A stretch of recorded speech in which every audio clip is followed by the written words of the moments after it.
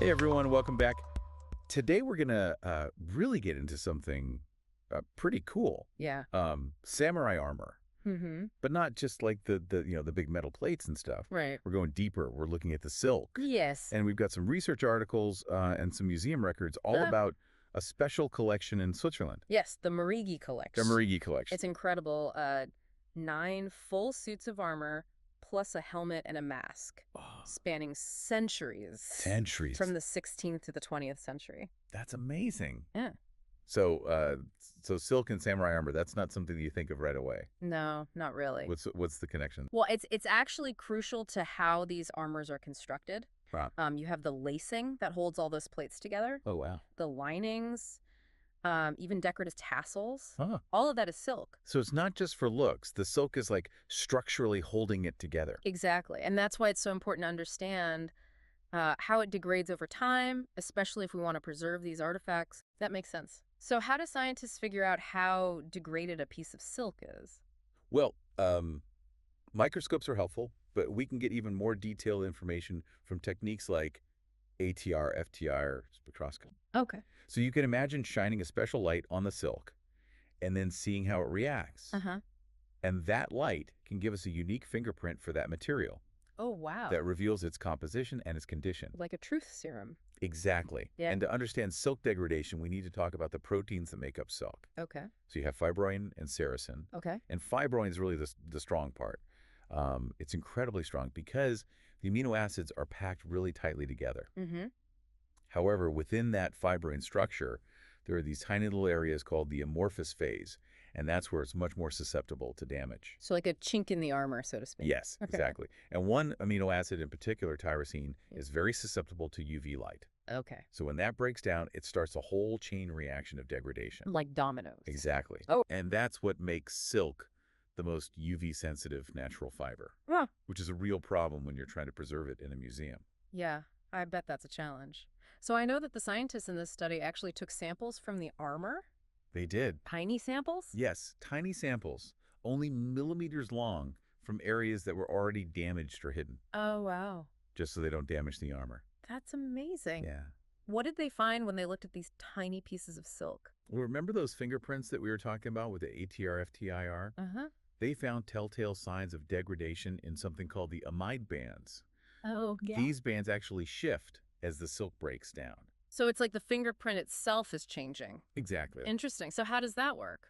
So, for example, the amide band, it shifts to a higher wave number as the silk degrades. Okay, now remind me what a wave number is. Right, so wave numbers are simply a way to measure the frequency of light. Okay, So higher wave numbers mean higher frequency. gotcha.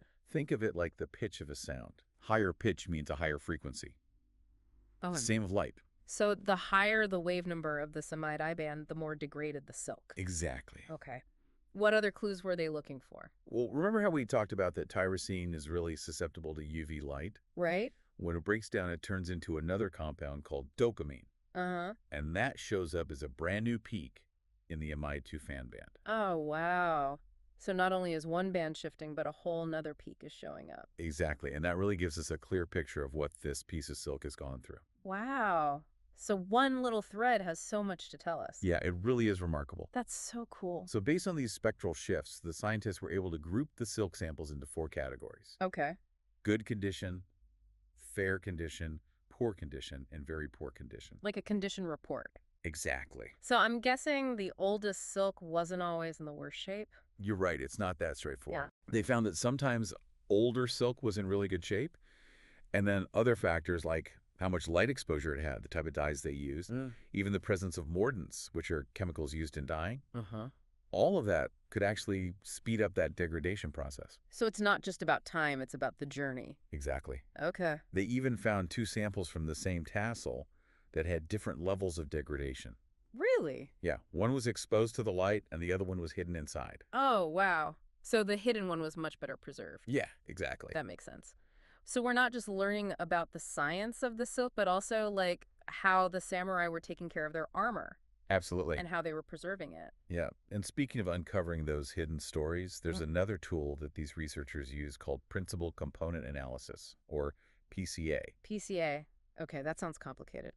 It is, But think of it this way. PCA helps us find patterns in really complex data. Okay. So in this case, it helped confirm those 4 stages of degradation they had already identified. So it's like a second opinion. Exactly. Like, yeah, we did this and then this confirms it. Exactly. Okay, cool. But even more than that, it can spot those really unique samples, like ones that have other materials present. Oh. So it gives us an even richer understanding of what we're looking at. That's incredible. We're talking about things that happened centuries ago. It really is remarkable what you can learn from these tiny samples. That's amazing. Yeah. So, we were talking about some of those samples that were in really good condition, even though they were old. Yes. And we're kind of wondering if they were modern restorations or something. Right. But it seems like a lot of those samples came from parts of the armor that were hidden away. Exactly. Areas that didn't see a lot of wear and tear. So like a secret stash of pristine silk. You could say that. Okay. And it makes sense when you think about how samurai armor was actually used. It wasn't just for show. It was meant to be worn in battle. Right. Which really put a lot of stress on those silk components. So I'm guessing that the parts that were exposed to the most action degraded faster. Exactly. Then, say, the interior linings or the decorative elements. That makes sense. And I'm guessing also that the samurai were replacing that silk. They were. As it got worn out. Absolutely. Historical records tell us they were very meticulous about caring for their armor.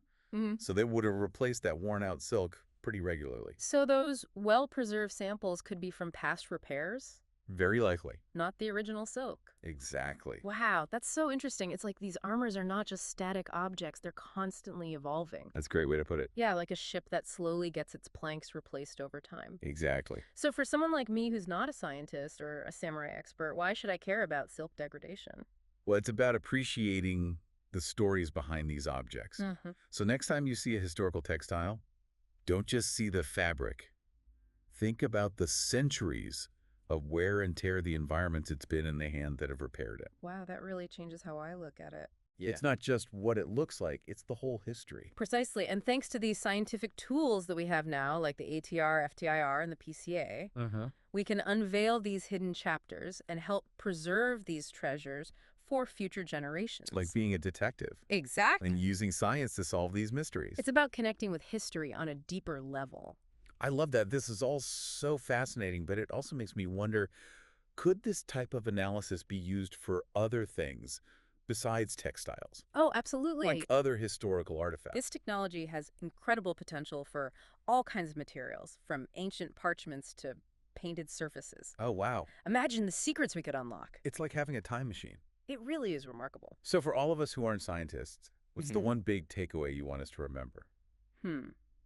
I would say never underestimate the power of small details. Okay. Whether it's a tiny shift in an infrared spectrum or a slight variation in a silk fiber structure, these little things can unlock incredible secrets about the past, like a hidden message in a painting. Exactly. And just as those hidden messages enrich our appreciation of art scientific analysis, can deepen our understanding of history. I love that. Yeah. Well said. Thank you. And on that note, we'll leave our listeners with a final thought to ponder. We've talked about how this technology can help authenticate historical textiles, but could it also be used to trace the provenance of objects, mapping their journey through time and space? That's a great question. Imagine being able to follow the path of a silk garment from its creation in a workshop centuries ago to its current home in a museum collection. It would be like piecing together a puzzle. Exactly. And who knows what amazing discoveries await us as we continue to explore this technology. I feel like I've learned so much about silk, from its ancient origins to its molecular structure. And for our listener, if you're as fascinated by this as we are, I encourage you to check out the original research article. Definitely. It's packed with even more detail about the techniques they used and the incredible insights they gained. It's definitely worth a read. It really showcases the interdisciplinary nature of conservation, how scientists, historians, curators, and conservators all need to work together to understand and preserve these treasures from the past. A true team effort. This has been an incredible journey into the world of samurai armor and silk science. Thanks for joining us on this deep dive. We'll be back soon with another fascinating topic. Until then, keep exploring and stay curious. Stay curious.